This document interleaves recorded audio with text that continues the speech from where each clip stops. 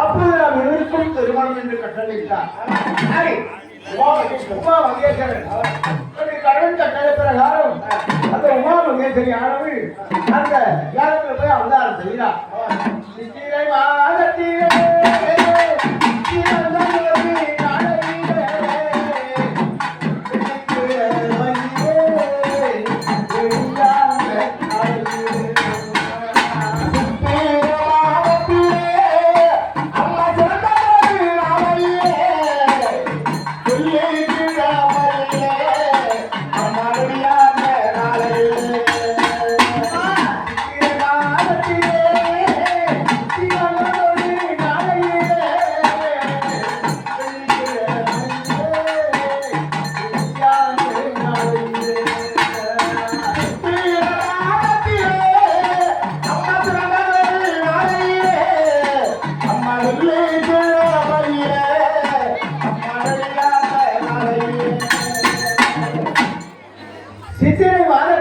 சிவந்தூர் நாளையிலே வெள்ளிக்கிழமையிலே விடிய காலையிலே இந்த அம்பாள் அவதாரம் செய்தார்.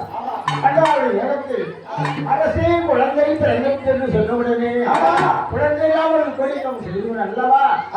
ஆளா என்றும் கேட்கவில்லை, பெண்ணா என்றும் கேட்கவில்லை. அன்னதானம் கோதானம் முதல்தானம் வாரி வழங்குகின்றான். நரேந்திர மகாராஜன் செய்தார். அன்றரை வரவழைத்து வேலைகளை சொல்லி குழந்தைக்கு 9 நாள் தீர்க்க செலவு கழித்து குழந்தைக்கு தாராட்டி சீராட்டி பாராட்டி தந்த தொட்டிலே பேர் வைக்க வேண்டும் என்று அன்றரை வரவழைத்தார்.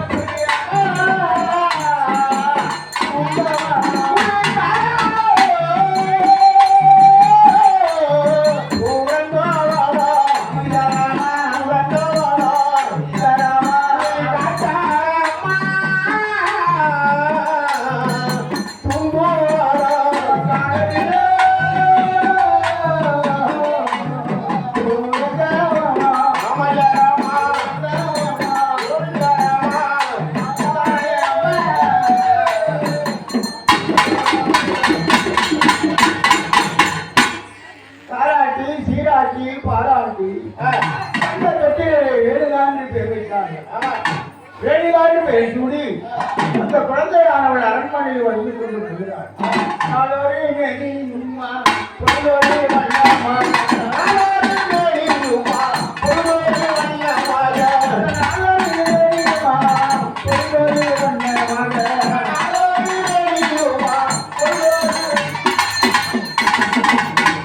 அக்குழந்தையான வேலையாக 5 வருடம் ஆனார்.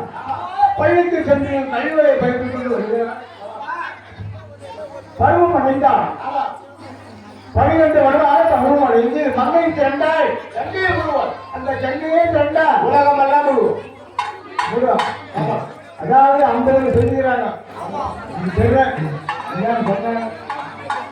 ஆகினாரு பின்னர் எளிவா பெண்ணாக பிறந்தது போதாது. இந்த அரசை ஆள வேண்டும். வருகின்றார். அப்பா உடனே கோடீஸ்வரர் செய்தி நான் பெண்ணாக பிறந்தனே தவிர இந்த அரசியல் நான் அழகுடியா என்று தந்தையிடம் கோபம் கொண்டு படையை திரட்டிக் கொண்டு அம்மா படைவெளிக்கு போகிறார்.